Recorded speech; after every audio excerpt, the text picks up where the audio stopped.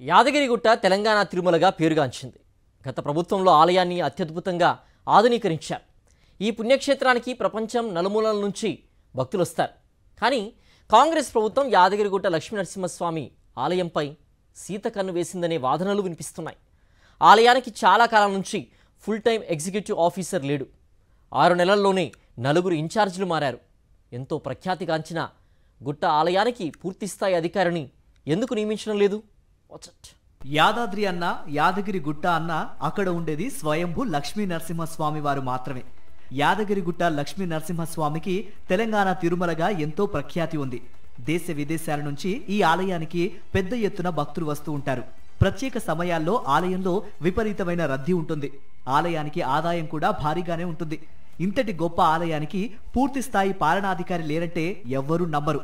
అవును, ఈ తెలంగాణ తిరుమలకు పూర్తి స్థాయి పాలనాధికారి లేకపోవడంతో కింది స్థాయి సిబ్బంది ఇష్టానుసారంగా భక్తుల్ని దోచుకుంటున్నారనే ఆరోపణలు వినిపిస్తున్నాయి. గడిచిన 6 నెలల వ్యవధిలోనే ఈ ఆలయానికి 4 ఇన్ఛార్జీలు మారారు. ఇంత పెద్ద ఆలయానికి ఫుల్ టైం అధికారి లేకపోగా ఇన్ఛార్జీలను కూడా నెలల వ్యవధిలోనే మార్చడం హాట్ టాపిక్ గా మారింది. రాష్ట్ర విభజన తర్వాత కేసీఆర్ సీఎంగా ఉన్న కాలంలో 2014 డిసెంబర్ నుంచి 9 ఏళ్ల పాటు ఒకే ఈవో కొనసాగారు. ఆ తర్వాత 2 అధికారులు మారారు. గత మార్చిలో సీఎం రేవంత్ రెడ్డి ఆలయాన్ని సందర్శించినప్పుడు ప్రోటోకాల్ పాటించలేదనే ఆరోపణలతో అప్పటి అధికారిని తప్పించారు. ఇక అప్పటి నుంచి గుట్ట ఆలయానికి 4 ఇన్ఛార్జీలు మారారు. రేవంత్ సందర్శించినప్పుడు బదిలీ చేసిన అధికారి స్థానంలో ఎండోన్మెంట్ బోర్డు కమిషనర్ వెంకట్రావుకు ఈవోగా అదనపు బాధ్యతలు అప్పగించారు. దీంతో ఆయన అటు కమిషనర్గా ఇటు ఈవోగా 2 బాధ్యతలు నిర్వహించాల్సి వచ్చింది. ఆగస్టులో వెంకట్రావు పదవి విరమణ పొందడంతో ఆయనకే యాదగిరిగుట్ట ఈవోగా పూర్తి స్థాయి బాధ్యతలు అప్పగించారు ముఖ్యమంత్రి రేవంత్ రెడ్డి. అయితే వెంకట్రావు సెప్టెంబర్ 25 నుంచి నవంబర్ 6 వరకు సెలవు పెట్టి అమెరికాకు వెళ్లిపోయారు.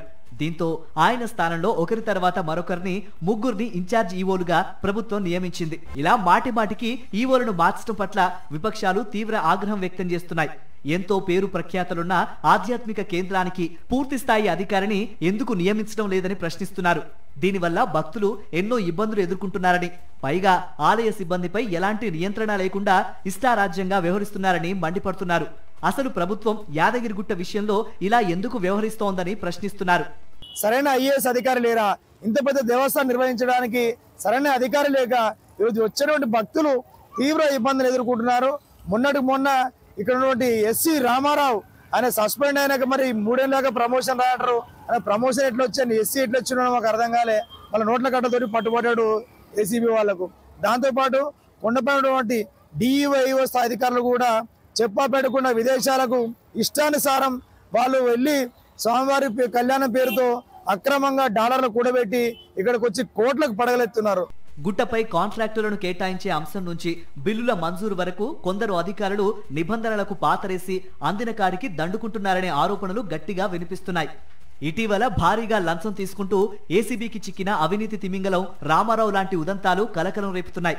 దొరికిన దొంగ రామారావు ఒక్కరే అయితే ఆయన లాంటి జలగలు దేవుడి సన్నిధిలో ఎందరో ఉన్నారని భక్తులు ఆవేదన వ్యక్తం చేస్తున్నారు. పూర్తి స్థాయి అధికారి లేకపోవడం వల్లనే ఇలాంటి వ్యవహారాలు జరుగుతున్నాయని, వెంటనే ఫుల్ టైం ఈవోను నియమించాలనే డిమాండ్లు పెరుగుతున్నాయి.